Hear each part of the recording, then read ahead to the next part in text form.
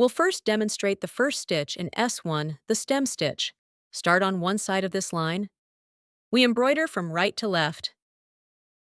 Take the first stitch. You don't need to pull the floss all the way through.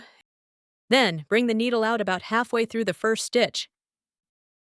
Bring the needle out here. Then stitch forward one more time. Bring the needle out above this floss. When pulling the floss, keep it smooth. Keep the spacing between each stitch the same length.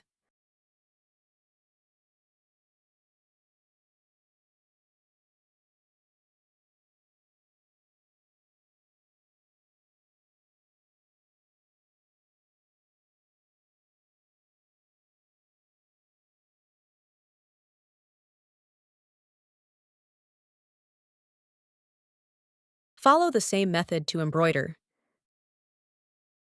Complete the line by stitching to the end.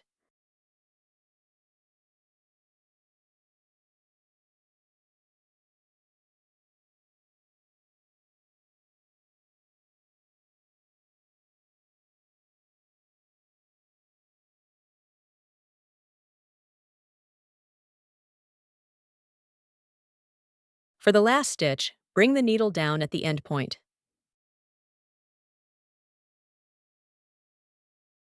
Now the line is complete. Let's tie a knot on the back. This is how it looks from the back.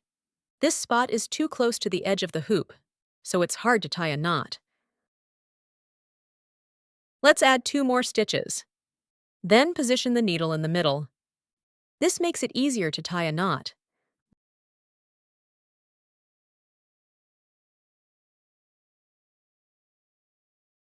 Bring the needle up and wrap the floss around it twice. 1 loop, 2 loops. Then pull out the needle. Cut off the floss end. Let's take a look. This is the finished effect. How to tie a knot on the back. Follow the demonstration from earlier. Here, we are using 3 strands of embroidery floss. At the end, remember to tie a knot. Stitch from right to left. While embroidering, your left hand can provide some assistance. Gently pull the floss. This will make pulling the needle through smoother.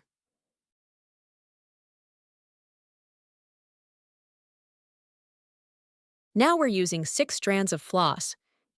Use 6 strands to embroider this number 6. Here we are using color number 8.